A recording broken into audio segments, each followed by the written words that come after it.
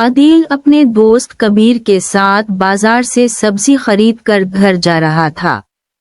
راستے میں انہیں ارسلان آتا ہوا نظر آیا۔ تینوں ایک ہی محلے میں رہتے تھے اور ایک دوسرے کو اچھی طرح جانتے تھے۔ جب ارسلان قریب آیا تو اس نے عدیل سے ہاتھ ملانے کے لیے ہاتھ بڑھایا، مگر عدیل نے معذرت کر لی اور کہا کہ اس کے ہاتھ کی انگلیوں میں کئی دنوں سے درد ہے، اس لیے وہ ہاتھ نہیں ملا سکتا۔ ارسلان نے ہمدردی سے کہا کہ اسے جلدی کسی ڈاکٹر کو دکھانا چاہیے، پھر وہ کبیر سے ہاتھ ملا کر آگے بڑھ گیا۔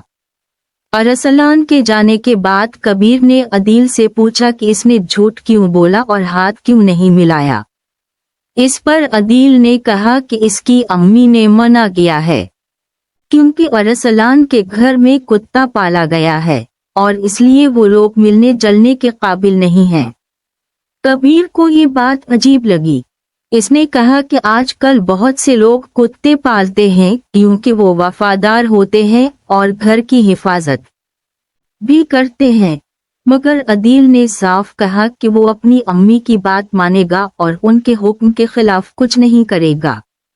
اسی دوران ارسلان کی امی رشیدہ خالہ نے عدیل کو آواز دے کر کہا کہ وہ اپنی امی کو شام کی قرآن خوانی میں آنے کا پیغام دے دے۔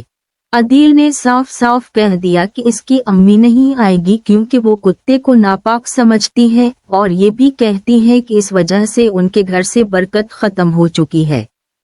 یہ سن کر رشیدہ خالہ کو بہت دکھ ہوا، مگر وہ خاموشی سے گھر کے اندر چلی گئیں۔ کچھ دن بعد کبیر نے ایک بار پھر عدیل کو سمجھانے کی کوشش کی کہ صرف کتے کی وجہ سے کسی سے بات نہ کرنا غلط ہے، مگر عدیل اپنی بات پر قائم رہا اور کہا کہ وہ بس وہی کرے گا جو اس کے والدین کہتے ہیں۔ بعد میں ارسلان نے کبیر کو بتایا کہ ان کے کتے نے ایک دفعہ چوری کی واردات ناکام بنا دی تھی اور وہ بہت وفادار ہے۔ عدیل نے یہ سن کر بھی یہی کہا کہ کتا ناپاک ہوتا ہے اور اس کے گھر والوں نے اس سے دور رہنے کا حکم دیا ہے۔ آخر کار رشیدہ خالہ خود عدیل کی امی سری کے پاس آئی اور دکھ کے ساتھ کہا کہ عدیل لوگوں میں یہ بات پھیلا رہا ہے کہ ان کے گھر سے برکت ختم ہو چکی ہے۔ سری نے کہا کہ کتے جیسے ناپاک جانور مسلمان کے گھر میں نہیں ہونے چاہیے۔ اس پر رشیدہ خالہ نے پوری بات بتائی کہ وہ کتا ایک بار بارش میں زخمی اور سردی سے کانپتا ہوا ملا تھا۔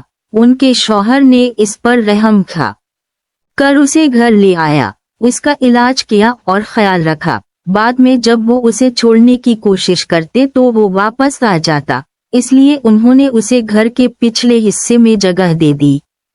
انہوں نے سوال کیا کہ کیا ایک بے زبان جانور پر رحم کرنا گناہ ہے؟ یہ بات سن کر سری کو احساس ہوا کہ وہ غلط سوچ رکھتی تھیں۔ انہوں نے مان لیا کہ جانوروں سے ہمدردی اور محبت بھی اسلام کی تعلیمات کا حصہ ہے۔ انہوں نے رشیدہ خالہ سے معافی مانگی اور وعدہ کیا کہ وہ آئندہ ایسی باتیں نہ کرے گی اور اپنے بیٹے کو بھی درست بات سمجھائے گی۔ اس طرح اس کہانی کے ذریعے یہ سبق ملتا ہے کہ بغیر سمجھے کسی کے بارے میں رائے قائم کرنا غلط ہے اور والدین کی ذمہ داری ہے کہ وہ بچوں کو مثبت، نرم دل اور ہمدرد بنائیں۔